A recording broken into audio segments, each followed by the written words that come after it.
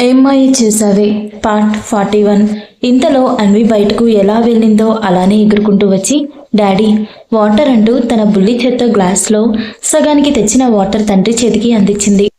కూతురి పిలుపుతో తేరుకున్న ఆదిత్ కాసిని వాటర్ తాగేసి గ్లాస్ పక్కన పెట్టి ఇంకా భయంగా చూస్తున్న ప్రేమనే చూస్తూ కూతుర్ని ఒడిలోకి తీసుకొని బేబీ మామ దగ్గరకు వెళ్దామా అని అడిగాడు. ఆ ప్రశ్నకు ప్రేమ కళ్ళు ఆశ్చర్యంతో బాతుగుడ్లంతా అయితే అన్వి ఎగ్జైట్ అవుతూ తండ్రి మెడ చుట్టూ చేతులు చుట్టేసి డాడీ నిజంగా అని అడిగింది మెరిసే కళ్ళతో. కూతురి ఎగ్జైట్మెంట్ చూసిన ఆదిత్ ఈ ఐడియా తనకెందుకు రాలేదా అని తనని తానే తిట్టుకొని చిన్న స్మైల్ ఇస్తూ హా బేబీ అమ్మని యూనిఫామ్ తీసేసి బార్బీ డాల్లా రెడీ చేయమని చెప్పు, బ్రేక్ఫాస్ట్ చేసేసి వెళ్దామని చెప్పాడు కూతురి బుగ్గ మీద చిన్న కిస్ ఇస్తూ. ఆదిత్ మాటల్లో ఆశ్చర్యం నుండి తేరుకున్న ప్రేమ కళ్ళతోనే భర్తకు కృతజ్ఞతలు చెప్పి ఆదిత్ చెప్పినట్టుగానే అన్విని బార్బీ డాల్లా రెడీ చేసి తను కూడా రెడీ అయ్యి కిందకు వెళ్ళి అందరితో కలిసి బ్రేక్ఫాస్ట్ కానిచ్చి నిశ్చయ దగ్గరకు వెళ్ళాలి అనుకుంటున్న విషయం అందరికీ చెప్పగానే పెద్దవాళ్ళు ముగ్గురు చాలా సంతోషించారు. ఇక వైభవ్ అయితే ఆఫీస్ వర్క్ నేను చూసుకుంటానన్నయ్య, ఏదైనా అవసరమైతే కాల్ చేస్తాను, మీరు జాగ్రత్తగా వెళ్ళిరండి అని వాళ్ళని సాగనంపి అక్కడే గుమ్మం దగ్గర ఆలోచిస్తూ ఉండిపోయాడు. వైభవ్ మనసు ఎప్పుడో వర్షను ప్రేమించడం మొదలుపెట్టింది. అతని ఫీలింగ్స్ మీద అతనికి క్లారిటీ ఉంది, కానీ ముందు అన్నా వదిన జీవితం సెట్ కావాలి అనుకున్నాడు. ఇప్పుడు వాళ్ళ మధ్య కాస్త సఖ్యత ఏర్పడడంతో ముందుగా సంతోషించింది వైభవే. వర్షను చూసి ఇంచుమించు 3 రోజులు అవ్వడంతో మనసు ఆమె కోసం తప్పిస్తుంటే ఆమెను చూడడానికి ఏ వంక పెట్టుకొని వెళ్ళాలో అర్థం కాలేదు వైభవ్కి.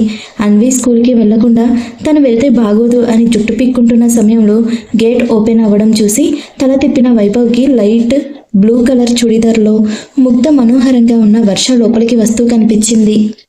వర్షను చూడగానే వైభవ్ ఏదో ట్రాన్స్లో ఉన్నట్టు ఆమె వైపు అడుగులు వేయబోతుంటే అప్పుడే గుమ్మం వైపు చూసిన వైశాలి గారు వర్షను గమనించి అమ్మా వర్ష రా తల్లి, చాలా రోజులైంది నిన్ను చూసి, ఎలా ఉన్నావమ్మా, అమ్మ నాన్నలు ఎలా ఉన్నారు అన్నీ కుశలం కనుక్కుంటూ వైభవ్ పక్క నుండే వర్షను ఇంట్లోకి తీసుకెళ్లారు వైశాలి గారు. సడన్గా తల్లిని చూసిన వైభవ్ కష్టంగా వర్ష నుండి చూపు తిప్పుకొని వాళ్ళ వెనుకే ఇంట్లోకి వెళ్తే బాగోదేమో అని కాసేపు ఆగి లోపలికి వెళ్ళబోయేసరికి ఆఫీస్ నుండి కాల్ రావడంతో తప్పగా ఆఫీస్కి బయలుదేరాడు. ఇక వర్షకు వైభవ్ మీద ఫీలింగ్స్ ఉన్నాయి, కానీ వాళ్ళ హోదాళ్ల మధ్య ఉన్న భేదం వల్ల భవిష్యత్తులో తన వల్ల ప్రేమ జీవితంలో ఏ ముప్పు వచ్చి పడుతుందో అన్న భయంతో ఆమె తన మనసుని చంపేసుకుంటుంది. అందుకే కనీసం వైభవ్ వైపు కన్నెత్తి చూసే ధైర్యం కూడా చేయలేకపోయింది. ఇప్పుడు కూడా శారదా గారు తులసి గారికి ఏవో ఇచ్చిరమ్మని పంపిస్తే మనసుకి కష్టంగా అనిపించిన తప్పక వచ్చింది.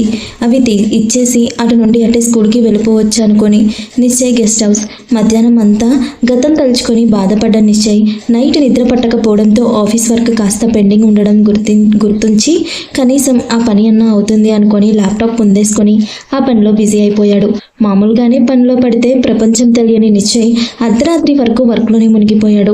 వర్క్ కంప్లీట్ అయ్యి టైం చూసేసరికి తెల్లారి 2 అవుతూ ఉండడంతో అలసిపోయిన ఒళ్ళు విరుచుకొని వెంటనే బెడ్ ఎక్కేశాడు. అలా ఎప్పటికో నిద్రపోయిన నిశ్చయ్కి ఉదయం 10 అవుతున్నా మెలకువ రాలేదు. అక్కడే ఉంటున్న తన పిఏ నిశ్చయ్ ఇంకా బయటకు రాకపోవడంతో వర్క్ ఏం లేదు కదా అని అతన్ని నిద్రలేపే ప్రయత్నం చేయలేదు. ఆ పిఏ బయట ఏదో కాల్ మాట్లాడుతూ ఉండగా ఆదిత్ కార్ గేట్ దాటుకొని లోపలికి రావడం చూసి నవ్వుతూ వాళ్ళకు ఎదురెళ్ళి పలకరించి లోపలికి తీసుకెళ్లాడు అతను. లోపలికి వెళ్ళాక నిశ్చయ్ గురించి అడిగిన ఆదిత్కి అతను ఇంకా బయటకు రాలేదు అని చెప్పడంతో ప్రేమ అన్వీలను తీసుకొని ఆదిత్ నిశ్చయ్ రూమ్లోకి వెళ్ళాడు.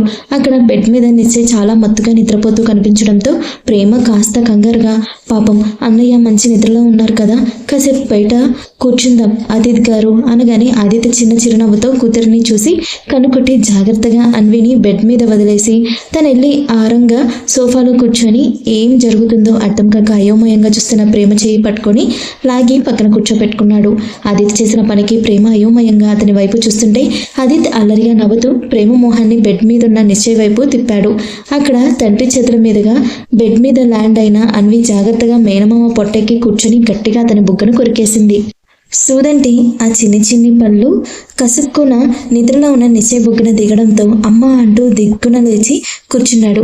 అతని అరుపుకి ప్రేమ అదిరిపడితే ఆదిత్ పెదాల్లో ఒక సాటిస్ఫాక్షన్ స్మైల్. నిశ్చయ్ నొప్పికి సడన్గా అలా లేచేసరికి అతని పొట్ట మీద ఉన్న అన్వి కాస్త ఒడిలోకి జారిపోయి మామ ఆర్ యు ఓకే అంటూ ముద్దుగా అడిగిన అన్వి మాటకి మేనకోడల్ని అదితి నవ్వుకి భావని, ప్రేమ అదిరిపాటుకి చెల్లెల్ని చూసి కాస్త తేరుకొని అన్విని గుండెలకు హత్తుకుంటూ కళ్ళు నులుముకొని టైం చూసి, ఏంటి బేబీ, మామను మిస్ అవుతున్నావా? స్కూల్కి వెళ్లకుండా ఇలా వచ్చావు అని అడిగాడు అన్విని కళ్ళతోనే. ప్రేమ అతిథులను పలకరించి కాసేపు నలుగురు అక్కడే సరదాగా కబుర్లు చెప్పుకుంటూ కొంతకాలాన్ని కరిగించేశారు.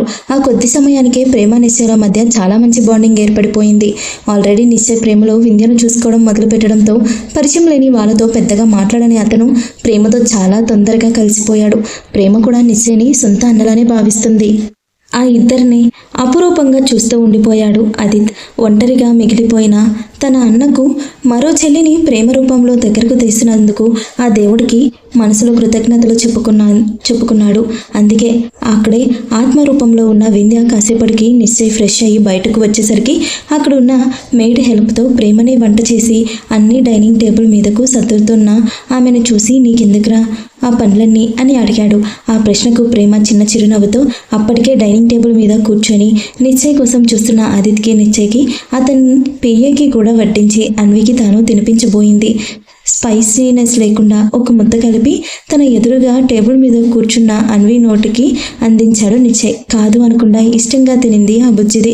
ఆ క్షణంలో అన్విలో తన చిట్టి చెల్లెలు స్పష్టంగా కనిపించేసరికి ఒక్కసారిగా నిశ్చయ్ మనసు భారంగా మారింది. అతని పరిస్థితి అర్థం చేసుకున్న ఆదిత్ కూడా మౌనంగా కళ్ళు మూసుకొని కన్నీళ్లకు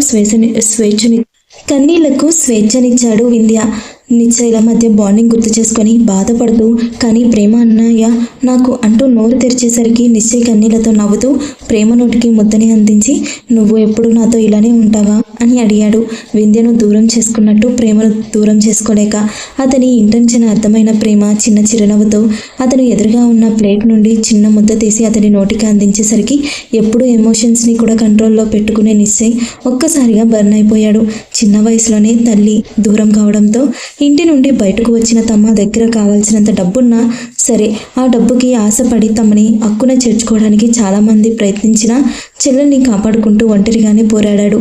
కానీ ఎవరి స్వార్థమైన ప్రేమాభిమానాలకు లొంగలేదు.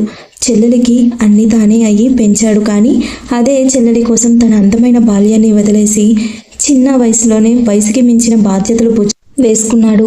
వింధ్య ఇవేం తెలుసుకోలేని చిన్నపిల్ల అయినా తనకి తన అన్న తినిపిస్తుంటే ప్రతిసారి తిరిగి అన్నకి తను కూడా తినిపించి నిశ్చయ్కి మరో అమ్మ అయ్యింది. ఇప్పుడు ఆమె ఆదిత్ కోసం విజయవాడ వెళ్ళిపోయాక నిశ్చయ్ వింధ్యను చాలా మిస్ అయ్యాడు. కానీ ఆ విషయాన్ని ఎప్పుడు వింధ్యకు తెలియనివ్వలేదు. అలా అప్పుడు ఒక విధంగా ఒంటరైన నిశ్చయ్ చెల్లెలి చావుతో పూర్తిగా కృంగిపోవడమే కాదు, అప్పుడప్పుడు వింధ్య నుండి దొరికే ఆ తల్లి ప్రేమను కూడా చాలా మిస్ అయ్యాడు. ఇప్పుడు వింధ్య చూపించే అదే తల్లి ప్రేమ కళ్ళల్లో ఆమె తన నోటికి అందించే ముద్దలో కనిపించేసరికి నిశ్చయ్ తనని తాను కంట్రోల్ చేసుకోలేకపోయాడు. వెంటనే లేచి ప్రేమను గట్టిగా హగ్ చేసుకొని వింధ్య చనిపోయినప్పటి నుండి గుండెలో గూడు కట్టుకుపోయిన బాధంతా తీరే వరకు కన్నీళ్లతో ప్రేమ భుజాన్ని తడిపేస్తూనే ఉన్నాడు. ప్రేమ కూడా అతని బాధ అర్థం చేసుకొని అతనికి ఏమాత్రం అడ్డు చెప్పకుండా చిన్నగా అతన్ని వెన్ను నిమురుతూ ఉండిపోయింది. నీళ్లు నిండిన కళ్ళతో కాసేపటికి గుండెల్లో భారంగా తగ్గి తేరుకున్న నిశ్చయ్ ప్రేమ నుండి దూరం జరిగి ప్రేమగా ఆమె నుదుటిపై ముద్దు పెట్టాడు చిన్న చిరునవ్వుతో. దానికి ప్రేమ అన్నవైపు అభిమానంగా చూస్తూ మరో చేత్తో అతనికి కన్నీళ్లు తుడిచి ఇంకా చేతులనే ఉన్న అన్నం అతని నోటికి అందించింది. ఇంతలో అన్వి వెక్కుతూ ఏడవడం చూసి అందరికీ చాలా కంగారుగా అనిపించింది. అందరు కంగారుగా అన్వి చుట్టూ చేరేసరికి ఆ బుజ్జిది ప్రేమ గుండెలో ఒదిగిపోయి, నువ్వెందుకు ఏడుస్తున్నావమ్మా, మామ నిన్నేమన్నాడు అని అడిగింది. అక్కడ జరుగుతుంది ఆ చిన్ని మనసుకి అర్థం కాక అన్వి ప్రశ్నకు అందరూ కాస్త రిలాక్స్గా ఊపిరి పీల్చుకొని ఒకరిని చూసి ఒకరు నవ్వుకుంటూ ఉండగా ప్రేమ ఆ బుజ్జిదానికి ముద్దు పెట్టి, మేము కొంచెం మామ నన్నేమీ అనలేదురా బంగారం, సెంటి అయ్యామంతే అని అన్వికి సర్ది చెప్పి అందరినీ లంచ్ కంటిన్యూ చేయమని చెప్పింది. అన్వి ప్రేమలకు నిశ్చయ్ తినిపిస్తుంటే నిశ్చయ్కి ప్రేమ తినిపిస్తూ ఉంది. వాళ్ళని చూసి మనసులో ఏదో ప్రశాంతత చోటు చేసుకోవడంతో అదిత్ కూడా హ్యాపీగా ఫీల్ అవుతూ ప్రేమ చేసిన వంటలను ఇష్టంగా తిన్నాడు. నిశ్చయ్ పిఏ మాత్రం తన బాస్ కళ్ళల్లో ఇన్నేళ్ల తర్వాత కనపడుతున్న సంతోషాన్ని చూసి అతను కూడా సంబరపడుతూ చాలా రోజుల తర్వాత టేస్టీ ఫుడ్ దొరకడంతో హాయిగా కడుపు నింపుకున్నాడు. కానీ అక్కడే ఆత్మరూపంలో ఉన్న వింధ్య మాత్రం తన అన్నకు దేవుడు ప్రేమ రూపంలో మరో చెల్లిని మాత్రమే కాదు, ఇన్నేళ్ళు అతను మిస్ అయిన తల్లి ప్రేమని కూడా పంచే అమ్మను ఇవ్వడంతో చాలా సంబరపడింది. నిశ్చయ్ కళ్ళల్లో కన్నీళ్లు చూసిన క్షణం మనసుకి చాలా కష్టంగా అనిపించిన తన స్థానంలో ఉన్న ప్రేమ అతన్ని కన్నతల్లిలా అక్కున చేర్చుకునేసరికి మరింత సంతోషపడింది. లంచ్ అయిపోగానే ఆదిత్య నిశ్చయలు హాల్లో కూర్చొని బిజినెస్ విషయాలు మాట్లాడుకుంటూ ఉంటే అన్వి అక్కడే ఆడుకుంటూ ఉంది. ప్రేమ చిన్న బాల్స్లో gulab jamun with ice cream వేసుకొని వచ్చి చెరోటి ఆ బావా బామ్మర్ది చేతిలో పెట్టి మరో బౌల్ తీసుకెళ్ళి బయట గార్డెన్లో కూర్చున్న నిశ్చయ్ పియ్యకి కూడా ఇచ్చి లోపలికి వచ్చేసరికి అన్వికి తినిపిస్తూ తాను తింటూ కనిపించాడు నిశ్చయ్. మరో గంట అక్కడే నిశ్చయ్ దగ్గరే గడిపి మాటల్లో ఉండగా, అన్నయ్య ఈరోజు నైట్ డిన్నర్కి నువ్వు మన ఇంటికి రావాలి అనింది ప్రేమ. వస్తావా, కుదురుతుందా అన్న మాటలు ఉపయోగించి సంకోచించకుండా డైరెక్ట్గా ఆర్డర్ వేసినట్టు చెప్పిన ప్రేమ చనువుకి చాలా ముచ్చటేసింది ఆదిత్య నిశ్చయలకు. అందుకే నిశ్చయ్ కాదనకుండా ఒప్పుకున్నాడు. ఇంకాసేపు నిశ్చయ్తో మరింత వాల్యుబుల్ టైం స్పెండ్ చేసి నైట్ డిన్నర్కి రమ్మని మరోసారి ఇన్వైట్ చేసి ఆదిత్య ప్రేమ అన్విలు తిరిగి ఇంటికి స్టార్ట్ అయ్యారు. వాళ్ళు అలా గేట్ దాటగానే అప్పటి వరకు నిశ్చయ్ మొహంలో ఉన్న ఆ అందమైన నవ్వు మాయమయ్యి భయంకరమైన కోపం వచ్చి చేరింది. అక్కడ నుండి డైరెక్ట్గా గెస్ట్ హౌస్ వెనుకున్న డార్క్ రూమ్లోకి వెళ్ళాడు నిశ్చయ్ వెనుకని. అతని పిఏ కూడా అతన్ని చూడగానే అక్కడున్న సెక్యూరిటీ ఆ రూమ్లో లైట్స్ ఆన్ చేశారు. అక్కడ సెక్యూరిటీ మధ్యలో చెరొక చైర్లో సహానా, మైకిల్ లను కట్టేసి ఉంచారు. వాళ్ళు ఇద్దరు స్పృహలో లేరు అని తెలుస్తూ ఉండడంతో నిశ్చయ్ వాళ్ళకి పక్కనే ఉన్న సెక్యూరిటీకి అతనికి షార్ప్గా ఒక లుక్ ఇవ్వడంతో అతను వెంటనే వెళ్ళి ఒక బకెట్ చల్లటి వాటర్ తీసుకొచ్చి ఇద్దరి మొహన ఫోర్స్గా కొట్టాడు. ఆ దెబ్బకు ఇద్దరు ఉలిక్కిపడి లేచి తాము ఎక్కడున్నామో అని చుట్టూ చూస్తూ ఎదురుగా చూసేసరికి ఎర్రటి కళ్ళతో తమ వైపే చూస్తున్న నిశ్చయ్ కనిపించాడు. అంతే, ఆ క్షణమే గుండె ఆగినంత పనైంది ఇద్దరికి. టెన్షన్తో శరీరం అంతా చెమటలతో తడిచి ముద్దవుతుంటే ఇద్దరు గుడకలు మింగుతూ నిశ్చయ్ని భయంగా చూస్తున్నారు. ఇద్దరికి నిశ్చయ్ ఎలా ఉంటాడో మాత్రమే కాదు, తను ఎంత శక్తివంతుడో కూడా బాగా తెలుసు.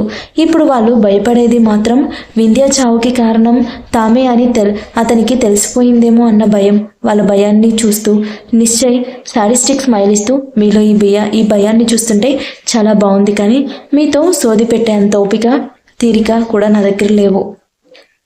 డైరెక్ట్గా మ్యాటర్కి వస్తున్నాను అని సహానాని సూటిగా చూస్తూ, అసలు నువ్వు ఆడపిల్లవే. ఆదిని నువ్వు ఇష్టపడుతున్నావు, బానే ఉంది. మరి వాడు కూడా నిన్ను ఇష్టపడి ప్రేమిస్తే నువ్వు ఇవన్నీ చేయాల్సిన అవసరం లేదు కదా.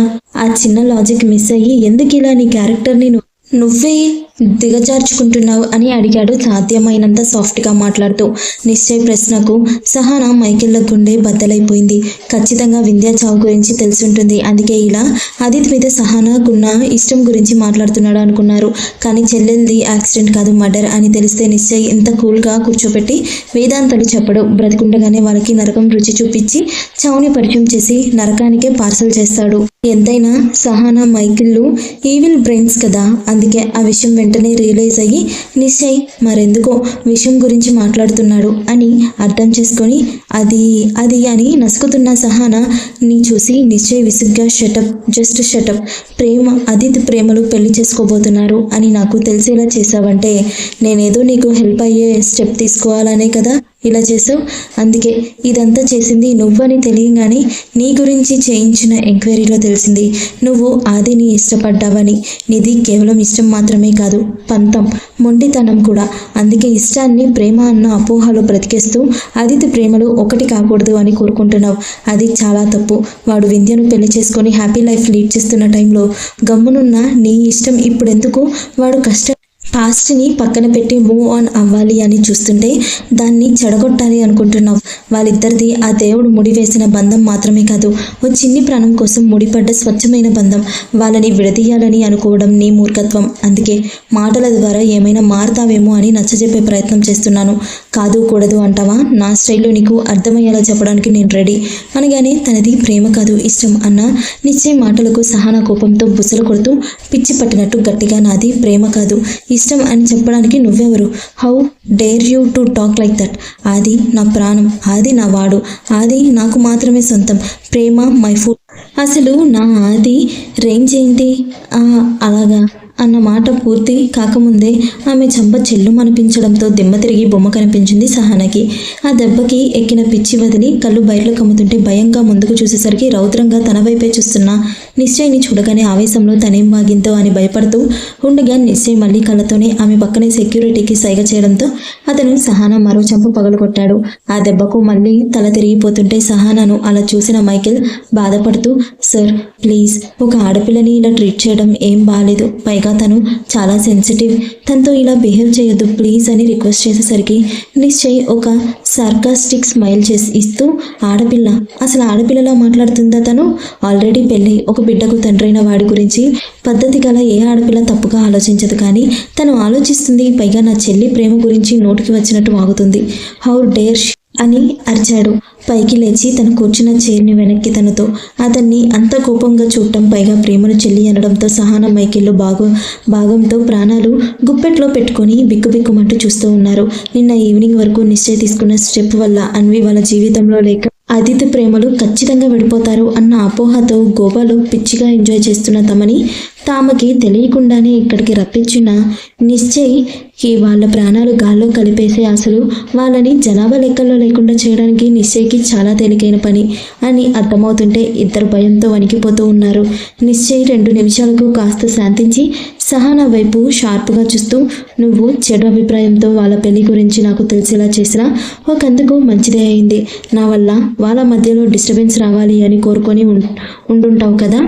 కానీ ఈరోజు నా వల్లే ఆ ఇద్దరి మధ్య మంచి బాండింగ్ మాత్రమే కాదు, ఆది మనసులో ప్రేమ మీద ప్రేమ విత్తనం కూడా మొలకెత్తింది. అది తొందరలోనే ప్రేమ ఆది ప్రపంచంగా మారబోతుంది, చూస్తూ ఉండు. అయినా దీనంతటికీ క్రెడిట్ నీదే. అందుకే ప్రేమ వైపు నుండి ఒక బాధ్యత గల అన్నగా నీకు ఒక మంచి గిఫ్ట్ ప్లాన్ చేశాను అని. కానీ అప్పటికే నిశ్చయ్ చెప్పింది విన్న సహానాకు తల్లో నరాలు తెగిపోతున్నంత హెవీ ఫీలింగ్ వస్తుంటే బాధ, కోపం, భయం కలగలిపి నిశ్చయ్ని చూస్తూ ఉంది. ఆ గిఫ్ట్ ఏంటో అని భయపడుతూ